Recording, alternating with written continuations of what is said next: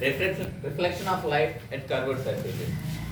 Already we have seen different types of surfaces in a last class. What are those?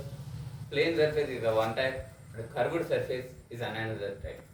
The subclassification of the curved surfaces is again classified into two types. One is a concave surface and another one is a convex surface. And we have seen the different types of properties when the light falls on a plane surface and the curved surfaces. And we'll learn a few stuff. We learned some stuff in the last class. And today I would like to continue the last class with a small recall. With a small recall. We are very clearly well known about the properties of a light when it strikes its plane surfaces. When a plane surface is there, whenever the light rays strike the plane surface, it will get back to the same medium from where it was transmitted, and we call that as a reflection. And we know the strategy of the reflection. We know the basic property of a reflection, that is theta I is equals to theta r. The angle of incidence is equals to the angle of reflection. And in a same way, what will happen when the light ray falls on a curved surface? If the curved surface is a concave surface, then total light which falls on a curved surface or on a concave surface, it will be reflected through the focal point. And finally, we conclude that when a light falls on a curved surface like a concave surface, all the light which falls on a curved surface will be converged. And we call that curved surface is a converging surface, is nothing but a concave surface. In the same way, when a light falls on a convex surface, the total light which falls on a convex surface will be diverges. We call that as a diverging mirror or a convex mirror, right? For a better understanding, I will switch into the Telugu. Today, in our topic, what will we see is how can we, again I would like to recall a few stuff. This is a concave surface. Why? Because the reflecting surface is present inside.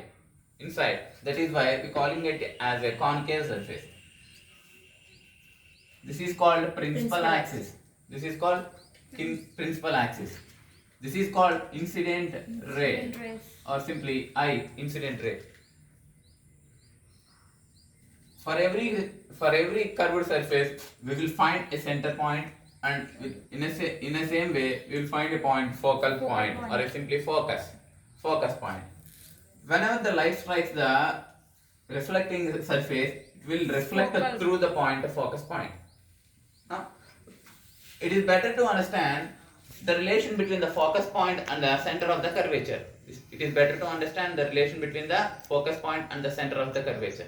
We know that 2 into focal point is equals to the, what we call it as radius of the curvature. Am I right or wrong? This is an arc.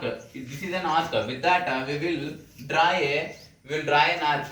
This is called ఈ radius తీసుకొని మనం ఒక arc గీస్తే దాన్నే కదా curved surface అని చెప్పి అంటాం.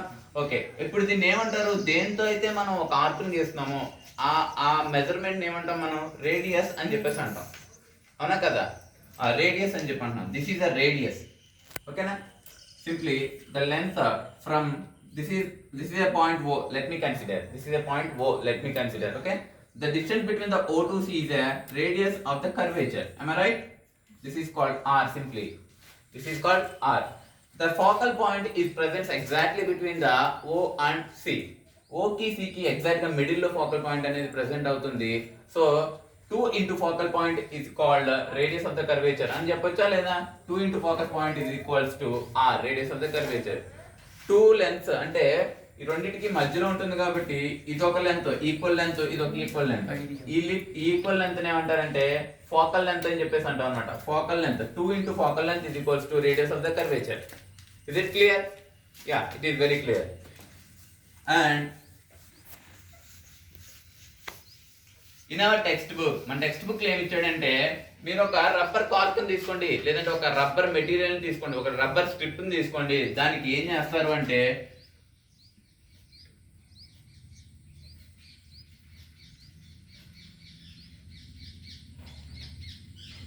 నెయిల్స్ ని పిన్ చేయండి. ఒక రబ్బర్ తీసుకొని దానికి నెయిల్స్ ని పిన్ చేయండి. పిన్ చేసినప్పుడు ఇది ఒక ప్లేన్, అంటే ఒక స్ట్రైట్ గా ఉంది కాబట్టి దీన్ని ప్లేన్ గా కనిపిస్తుంది. ఒకవేళ దాన్ని ఇలా బెండ్ చేసామనుకోండి, ఇలా బెండ్ చేస్తే అప్పుడు ఏమవుతుందమ్మా, ఆ నెయిల్స్ అనేవి ఇలా వస్తాయి, అవునా కదా. ఈ నెయిల్స్ యొక్క ఎండ్స్ ని ఎక్స్టెండ్ చేస్తే కనుక ఒక పాయింట్ దగ్గర మీట్ అవుతాయి. ఆ పాయింట్ ని సి అంటాం. సి అంటే సెంటర్ పాయింట్ అని చెప్పేసి అంటాం, అవునా కదా. ఇక్కడ నుండి ఇక్కడికి ఉండే డిస్టెన్స్ ఏమంటామంటే రేడియస్ ఆఫ్ ద కర్వేచర్ అని చెప్తాం. రేడియస్ ఆఫ్ ద కర్వేచర్ అని చెప్తాం. మనకి ఇలాంటి ఒక కర్వ్డ్ సర్ఫేస్ ని ఎలా కన్స్ట్రక్ట్ చేయాలి అని చెప్పేసి మన టెక్స్ట్ బుక్ లో ఇస్తారు. మనం మొత్తం బ్యాటర్ చదివితే కనుక ఒక రబ్బర్ కర్వ్ తీసుకోండి, వాటికి నెయిల్స్ ని పిన్ చేయండి, దాన్ని ఇలా బెండ్ చేసినప్పుడు వాటి యొక్క రేస్ ని ఎక్స్టెండ్ చేస్తే ఒక పాయింట్ దగ్గర మీట్ అవుతుంది. ఆ పాయింట్ ని సెంటర్ ఆఫ్ ద కర్వేచర్ అని చెప్తాము అని చెప్తారు అనమాట. అండ్ దీని తర్వాత మనకి ఏం చెప్తాడంటే, ఇంకొక చిన్న ఎగ్జాంపుల్ గా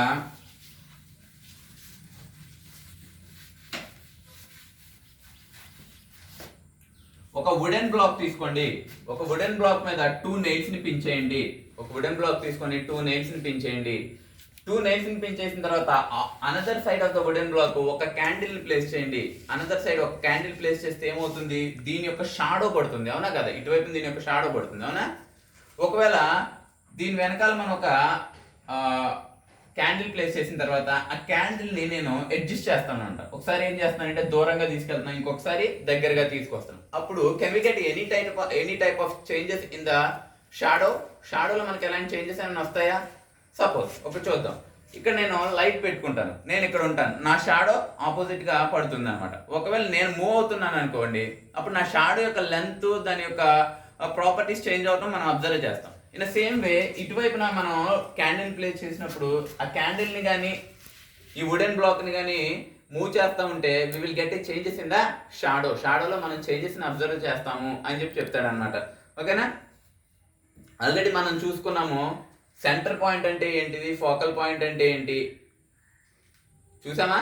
సెంటర్ పాయింట్ అంటే ఏంటి, ఫోకల్ పాయింట్ అంటే ఏంటి, ఫోకల్ పాయింట్ కి సెంటర్ కి ఉండే రిలేషన్ ఏంటి అని చెప్పాము. నార్మల్ అంటే ఏంటిది, నార్మల్ ఎక్కడ నుండి ఉంటుంది, నార్మల్ అంటే ఏంటో చెప్పామమ్మా నిన్న.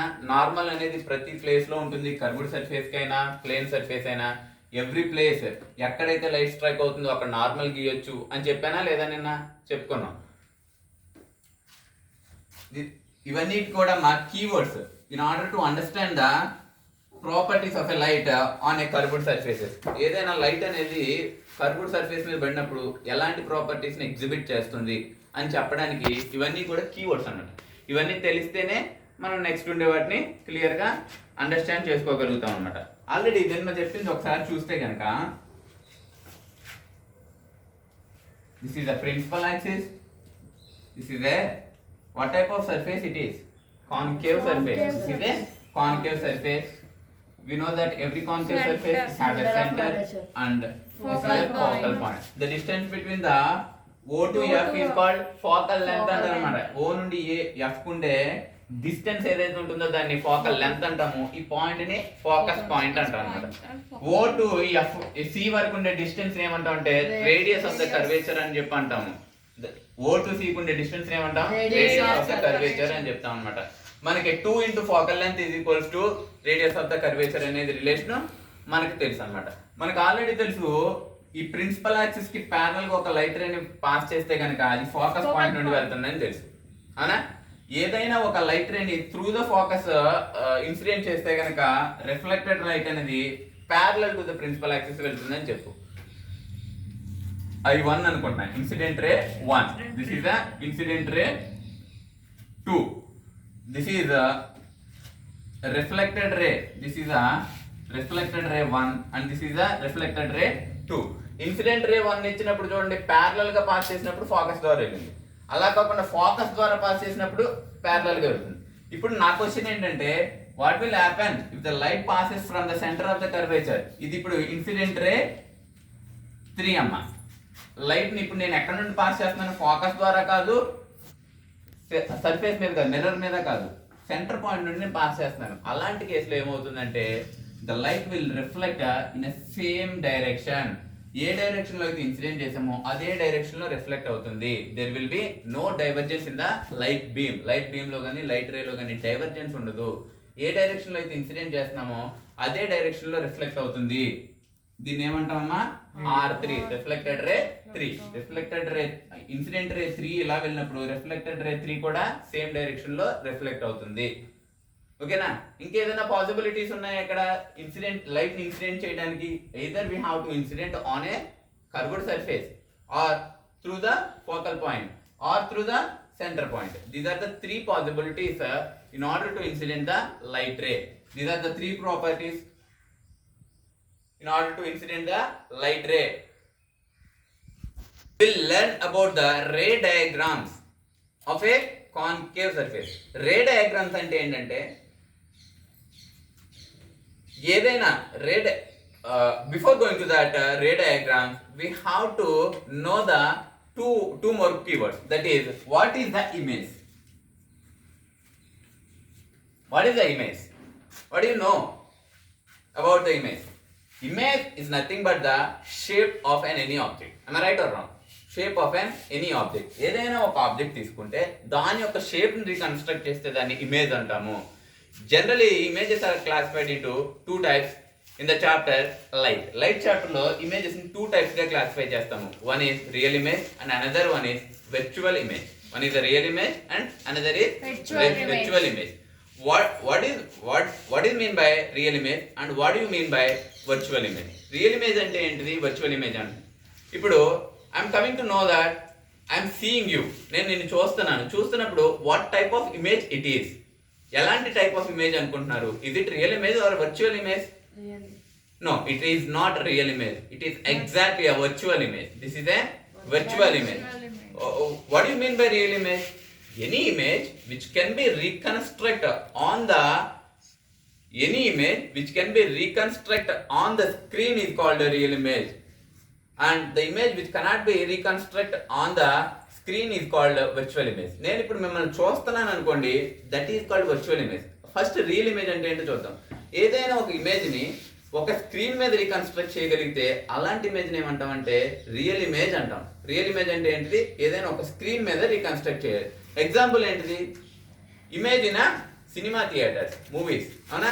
సినిమా థియేటర్స్ లో మనం అక్కడ మనకి ఎలా కనబడుతుంది? నేను నడుస్తున్నట్టు కనిపిస్తుంది, హీరో నడుస్తున్నట్టు కనిపిస్తుంది, వాడు హ్యాండ్ రైజ్ చేసినట్టు కనబడుతుంది. అంటే రియల్ గా మనకు కనిపిస్తుంది, రియలిస్టిక్ ఉంటుంది అనమాట. మనకి అక్కడ కనిపించే ఇమేజ్ లో స్క్రీన్ మీద కనిపించే ఇమేజ్ లో రియలిస్టిక్ ఉంటుంది కాబట్టి అలాంటి దాన్ని రియల్ ఇమేజ్ అంటాం అనమాట. సపోజ్ నేను మిమ్మల్ని చూస్తున్నాను అనుకోండి, ఇది స్క్రీన్ మీద చూస్తున్నానా నేను మిమ్మల్ని? నో. నేను నా కంటితో చూసింది స్క్రీన్ మీద రీకన్స్ట్రక్ట్ చేయగలుగుతానా? లేదు. ఇట్ ఈస్ నాట్ పాసిబుల్ కాదనమాట. అలాంటి ఇమేజెస్ ఏమంటాము అంటే వర్చువల్ ఇమేజెస్ అంటాం. మీరు సింపుల్గా ఏం గుర్తుపెట్టుకుంటారంటే స్క్రీన్ మీద రీకన్స్ట్రక్ట్ చేయగలిగితే, అంటే స్క్రీన్ మీద ప్రొడ్యూస్ చేయగలిగితే అలాంటి దాన్ని రియల్ ఇమేజ్ అని. ఒకవేళ స్క్రీన్ మీద కనుక మనం రీకన్స్ట్రక్ట్ చేయగలగలేకపోతే అలాంటి దాన్ని వర్చువల్ ఇమేజ్ అని చెప్తాం అనమాట. ఎందుకు ఇది చెప్తున్నానంటే ఇప్పుడు మనకి రే డయాగ్రామ్స్ లో రియల్ ఇమేజ్, వర్చువల్ ఇమేజ్ అనేది వెరీ కీ రోల్ పార్టిసిపేట్ చేస్తుంది. కాబట్టి ఇప్పుడు మనం రియల్ అండ్ వర్చువల్ ఇమేజెస్ కి క్లాసిఫికేషన్ చెప్పుకున్నాం అనమాట. ఓకేనా? రే డయాగ్రామ్స్ అంటే ఏంటి? నేను ఇప్పుడు మిమ్మల్ని చూస్తున్నాను అంటే వాట్ ఇట్ మీన్స్ ఏంటి? దాని అర్థం ఏంటిది? నేను మీ యొక్క విడ్త్ చూస్తున్నాను, మీ యొక్క హైట్ చూస్తున్నాను. అవునా కదా? ఏదైనా ఒక ఇమేజ్ని చూడాలి అంటే దాని యొక్క లెంత్, విడ్త్ కూడా రెండు చూస్తేనే కదా అది చెప్తుంది. ఇప్పుడు నేను ఒక ట్రీ ఉందనుకోండి, ట్రీ ఉంటే నేను ట్రీని చూడాలంటే ట్రీని మొత్తం చూడాలి కదా. ట్రీని చూడాలి అంటే ట్రీ మొత్తం చూడాలంటే దీని యొక్క విడ్త్ ఎంత ఉందో చూడాలి. ఇన్ సేమ్ వే దీని యొక్క లెంత్ ఎంతో కూడా చూడాలన్నమాట. టోటల్ గా చూస్తేనే దాన్ని మనం ఒక ఇమేజ్ గా మనం ఫీల్ అవ్వగలుగుతాం. అలా కాకుండా నేను ఈ పార్ట్ మాత్రమే చూసాను అనుకోండి, can I identify whether it is a tree or some other thing? No, it is not possible to identify. నేను దాని యొక్క లెంత్, విడ్త్ మొత్తం రీకన్స్ట్రక్ట్ చేయగలిగితేనే అప్పుడే నేను దీని యొక్క ఇమేజ్, దీని యొక్క షేప్ ని నేను క్లియర్ గా చెప్పగలుగుతాను అనమాట. అలా కాకుండా ఏ పార్ట్ ఆఫ్ ద ఇమేజ్ మాత్రమే మనం రీకన్స్ట్రక్ట్ చేయగలిగితే అప్పుడు మనం దీన్ని ఎలాంటి టైప్ ఆఫ్ ఇమేజ్ లేదంటే అక్కడ ఉన్న ఆబ్జెక్ట్ ఏంటి అనేది మనం ఐడెంటిఫై చేయలేము అనమాట. ఇప్పుడు మనం రే డయాగ్రామ్స్ చూద్దామమ్మా. రే డయాగ్రామ్స్ అంటే ఏంటంటే ray diagrams of a concave mirror. ఓకేనా? కాన్కేవ్ తీసుకుంటున్నాను కాబట్టి కాన్కేవ్ కి ఏమి ఉండాలమ్మా? కోటింగ్ ఎటువైపు ఉండాలి? Outside of the curvature. And this is a For every mirror there should be a principal axis. First మనం డ్రా చేసేసుకోవాలన్నమాట. ఫోకల్ పాయింట్, సెంటర్, కర్వేచర్, దాని యొక్క కోటింగ్, ఇవన్నిటిని మెన్షన్ చేసేసుకోవాలి. ఇప్పుడు ఏంటంటే నేను ఇక్కడ ఒక క్యాండిల్ తీసుకుంటున్నాను. ఎక్కడ తీసుకుంటున్నాను? I'm taking an object on the center of the curvature. ఒక సెంటర్ ఆఫ్ ద కర్వేచర్ దగ్గర నేను ఒక ఆబ్జెక్ట్ ని తీసుకుంటున్నాను. Let me consider then object is as a image candle అనుకుంటాను. క్యాండిల్ అనుకుంటున్నాను. క్యాండిల్ ఇప్పుడు ఏమవుతుంది? ఇక్కడ ఉన్నది ఏంటిది? దీని ఆపోజిట్ గా రిఫ్లెక్టింగ్ సర్ఫేస్, సింప్లీ మిర్రర్. ఒక మిర్రర్ ఉంది. ఈ మిర్రర్ మీద ఇప్పుడు ఏమవుతుంది? దీని యొక్క టాప్ ఎడ్జ్ దీని మీద ఇన్సిడెంట్ అవుతుంది అనమాట. అంటే దీని యొక్క టోటల్ లెంత్ అనేది పడాలి కదా దీని మీద. అవును, దీని యొక్క హైట్ ని నేను ఇక్కడ రీకన్స్ట్రక్ట్ చేస్తున్నాను. లేదంటే ఒక రే అనేది ఇక్కడ నుండి ఇక్కడికి ఇన్సిడెంట్ అవుతుంది అనుకున్నాను అనమాట. ఇక్కడ నుండి ఇక్కడికి ఇన్సిడెంట్ అవుతుంది. It is very clear. Next, మరి దీని యొక్క హైట్ అనేది ఉంది. దీని యొక్క మరి టోటల్ ఇదంతా కూడా స్కాన్ చేయాలి కదా. మరి ఇదంతా స్కాన్ చేయాలంటే అనదర్ రే ఉంటుంది అనమాట. అనదర్ రే కూడా ఎలా ఇన్సిడెంట్ అవుతుందో చూద్దాం. అనదర్ రే ఎలా ఇన్సిడెంట్ అవుతుందంటే, let me consider the another ray is transmitting through the point focus point. Focus point నుండి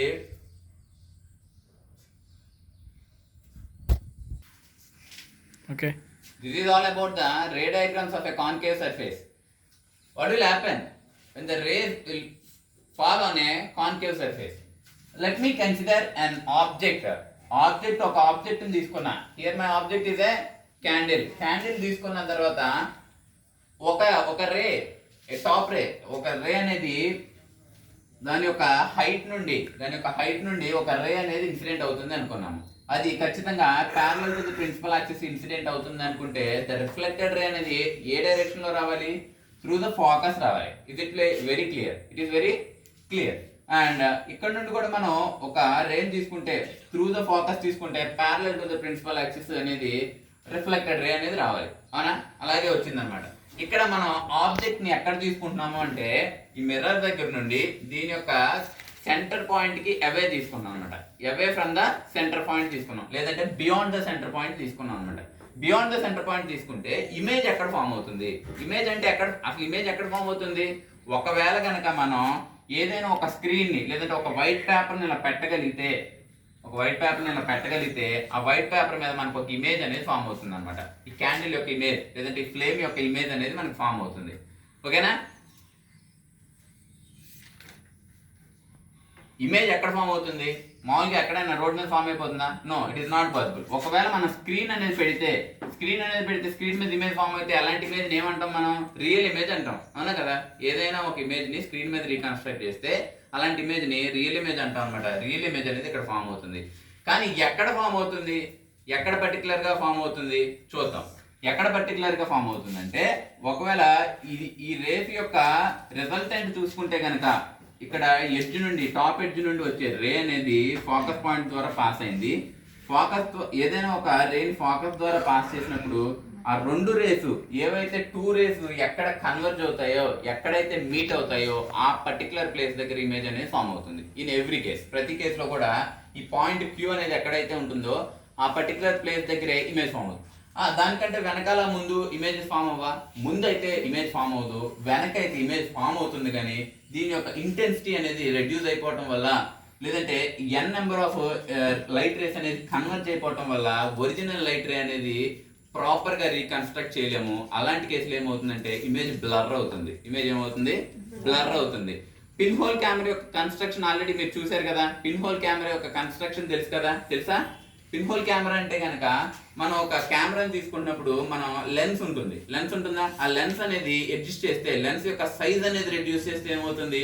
ఇమేజ్ యొక్క క్లారిటీ పెరుగుతుంది, లేదంటే ఫోటో యొక్క క్లారిటీ ఇంక్రీజ్ అవుతుంది. ఒకవేళ దాని యొక్క లెంత్, లేదంటే పిన్ హోల్ ని ఇంక్రీజ్ చేసామనుకోండి, ఇమేజ్ యొక్క క్లారిటీ అనేది రెడ్యూస్ అవుతుంది. అవునా కదా? ఇంటర్ఫీరెన్స్ అనేది ఎక్కువ అవుతుంది. అన్వాంటెడ్ లైట్ ఇంటర్ఫీరెన్స్ అనేది ఎక్కువ అవుతుంది. అవునా కదా? తెలుసా మీకు పిన్ హోల్ కెమెరా గురించి? పిన్ హోల్ కెమెరా కన్స్ట్రక్షన్ లో మనకి అది వెరీ క్లియర్ గా అర్థమవుతుంది. ఇక్కడ సెకండ్ కేసులో ఏం చెప్తున్నానంటే, ఫస్ట్ కేసులో ఎక్కడ పెట్టాను? The object is placed beyond the centre of the curvature. ఇక్కడ ఏం రాసుకుంటారు? Beyond the center of the curvature. Beyond the C, simple గా beyond the centre of the curvature. ఇప్పుడు నేనేం తీసుకుంటున్నానంటే ఈ ఫోకస్ పాయింట్ కంటే ముందు తీసుకున్నా, వదిలే ఈ తర్వాత చెప్తాను. ఈ థర్డ్ కేసు చూద్దాం, సెకండ్ కేసు మళ్ళీ చెప్తాను, థర్డ్ కేసు చూద్దాం. థర్డ్ కేసులో ఏం చేస్తున్నానంటే I'm placing my object on the centre of the curvature. Centre of the curvature మీద పెడుతున్నాను నేను నా ఆబ్జెక్ట్ ని, సెంటర్ ఆఫ్ ద కర్వేచర్ మీద పెడుతున్నాను. ఇప్పుడు కూడా సేమ్ దీని యొక్క ఎడ్జ్ దగ్గర నుండి ఒక లైట్ రేని పాస్ చేస్తే అది ఫోకస్ ద్వారా వస్తుంది, వెరీ క్లియర్. అదే ఇంకొక లైట్ రేని త్రూ ద ఫోకస్ పాస్ చేస్తే గనక దాని యొక్క రిజల్టెంట్ కూడా parallel to the principal axis pass అవుతుంది. ఈ రెండు ఎక్కడ మీట్ అవుతున్నాయో చూస్తే గనక exactly they both will meet at a point,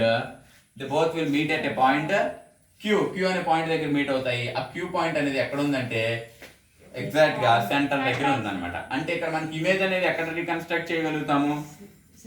centre of the curvature దగ్గర మనం ఇమేజ్ అనేది రీకన్స్ట్రక్ట్ చేయగలుగుతాం. If we can place the screen at the center of the curvature, then we can easily reconstruct the image of the object. దేని యొక్క image? ఈ object యొక్క image దీని మీద అద్దం మీద పడుతుంది, అద్దం మీద పడి అదే మళ్ళీ ఇక్కడ పడుతుంది. అంటే ఈ క్యాండిల్ యొక్క ఇమేజ్ ని ఇక్కడ మనం రీకన్స్ట్రక్ట్ చేయగలుగుతాం. ఓకేనా? ఇక్కడ చూడండి, ఇక్కడ కూడా beyond the centre of the curvature పెట్టాం కాబట్టి మనకు ఖచ్చితంగా ఒక పాయింట్ దగ్గర మనకి ఇమేజ్ అనేది రీకన్స్ట్రక్ట్ చేయగలుగుతాం. ఈ ఇమేజ్ కి ఏమేమి ఉంటాయమ్మా? మనకి లెంత్ ఉంటుంది, హైట్ ఆఫ్ ద ఇమేజ్ ఉంటుంది. హైట్ ఉంటుందా? అదే హైట్ ఎంత హైట్ అయితే ఇక్కడ మనకు ఉంటుందో కొంత హైట్ తో మనకు కనబడుతుంది. అంటే ఇమేజ్ యొక్క హైటు ఆబ్జెక్ట్ యొక్క హైటు రెండు ఈక్వల్ గా ఉంటాయా? నో, ఉండవు. ఎందుకు ఉండవు అంటే ఇక్కడ ఒక ఆబ్జెక్ట్ తీసుకుంటే, సపోజ్ దీన్ని 1 సెంటీమీటర్ అనే ఆబ్జెక్ట్ తీసుకుంటున్నాను నేను. 1 సెంటీమీటర్ హైట్ ఉంటే ఒక ఆబ్జెక్ట్ తీసుకుంటున్నాను. కానీ ఇది కన్వర్జింగ్ లెన్స్ మీద పడి, లేదంటే కన్వర్జింగ్ మిర్రర్ మీద పడి, అంటే కాన్కేవ్ మిర్రర్ మీద పడి దీని యొక్క ఇమేజ్ అనేది ఫామ్ అవుతుంది. ఇమేజ్ అనేది దాని యొక్క ప్రాపర్టీ అనేది always higher than the object properties. Object properties కంటే ఇమేజ్ ప్రాపర్టీస్ అనేవి ఎప్పుడు కొంచెం హై ఉంటాయి. ఓకేనా? లేదంటే కొన్నిసార్లు ఎగ్జాక్ట్ గా ఉండొచ్చు, కానీ తక్కువగా ఉంటుంది. ఇక్కడ 1 సెంటీమీటర్ పెడితే ఇక్కడ 0.9 సెంటీమీటర్స్ వస్తుందా? No, it will not possible కాదనమాట. ఇక్కడ దీని యొక్క హైట్ ఎంత ఉంటుందో ఇక్కడ ఇమేజ్ కూడా ఇక్కడ ఏం ఫామ్ అవుతుంది? మనకి ఇమేజ్ ఫామ్ అవుతుంది. ఇమేజ్ ఎక్కడ ఫామ్ అయింది? In between the F and C. when we place beyond the center of the curvature, object ని బియాండ్ ద సెంటర్ పెడితే మనకి ఇమేజ్ ఎక్కడ ఫామ్ అవుతుంది? In between the focus and centre. అవునా? ఇది క్లియరా? ఒకవేళ మనం ఇమేజ్ ఆబ్జెక్ట్ ని ఎట్ ద సెంటర్ పెట్టుకుంటే ఇమేజ్ అనేది ఇదేంటిది? ఆబ్జెక్ట్ అమ్మా. ఓకేనా? దీని మొత్తాన్ని ఏమంటారు? వీళ్ళంతనే ఆబ్జెక్ట్ హైట్ అంటాం. దీన్ని ఏమంటాం? ఇమేజ్ హైట్ అంటాం అనమాట. ఓకే. ఒకవేళ ఇక్కడ మనం ఒక స్క్రీన్ మీద రీకన్స్ట్రక్ట్ చేయగలుగుతున్నాం కాబట్టి ఇవన్నీ కూడా ఎలాంటి ఇమేజెస్ అంటాం? మనం రియల్ ఇమేజెస్ అంటాం అనమాట.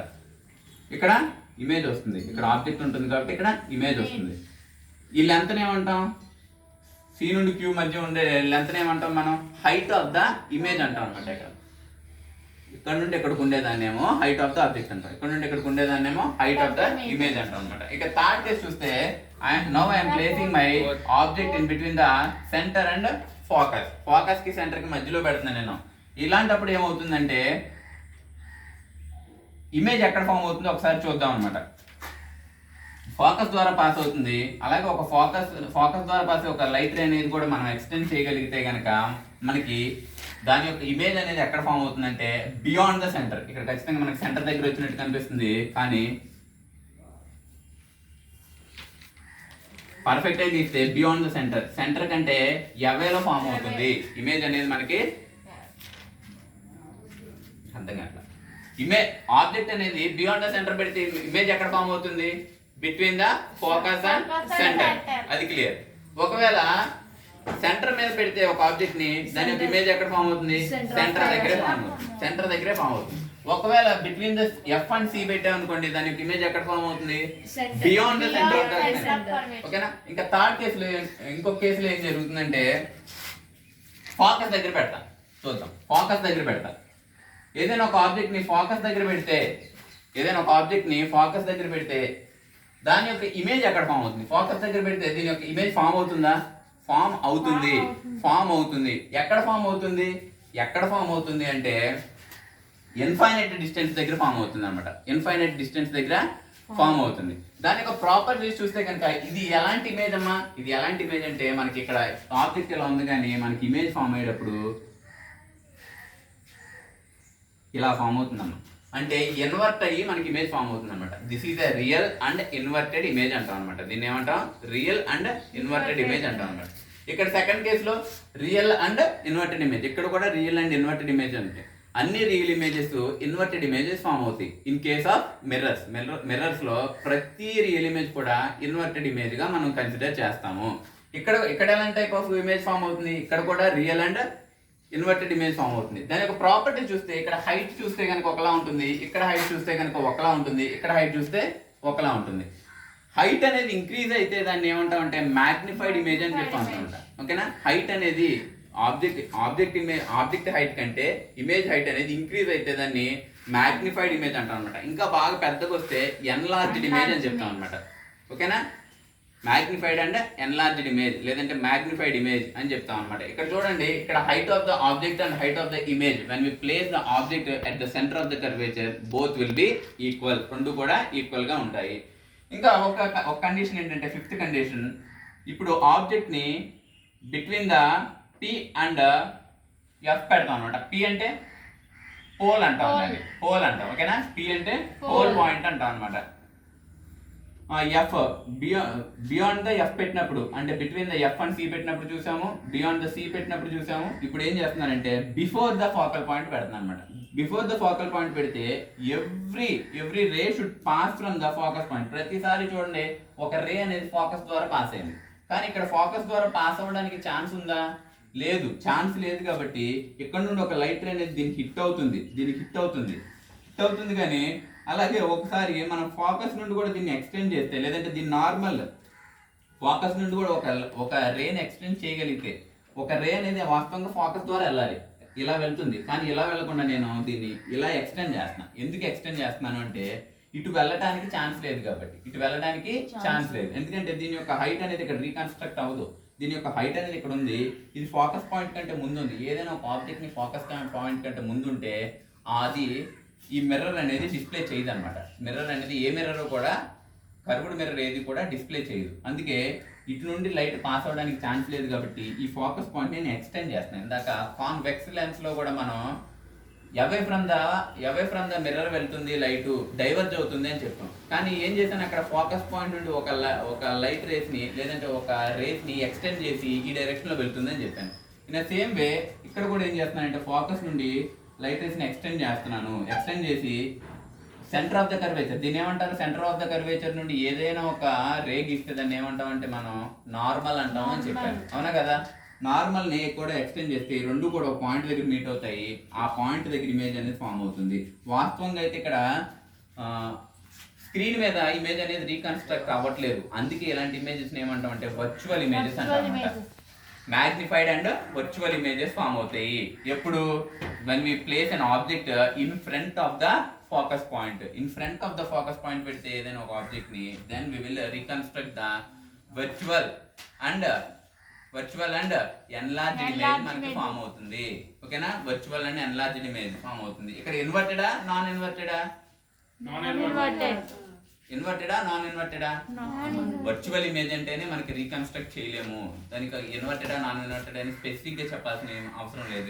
Enlarged and virtual images form అవుతాయి అని చెప్తే సరిపోతుంది అనమాట. These are the 5 different cases when the light falls on a concave surfaces. అలా కాకుండా మనకి కాన్వెక్స్ లో కూడా లైట్ అనేది పాస్ అయింది అనుకోండి, ఇప్పుడు కాన్కేవ్ తీసుకొని నేను రే డయాగ్రామ్స్ గీసా 5 కండిషన్స్ లో, అలాగే మీరు రేపు వచ్చేటప్పుడు కాన్వెక్స్ తీసుకొని 5 కండిషన్స్ గీసి తీసుకురండి. ఓకేనా, థ్యాంక్ యూ.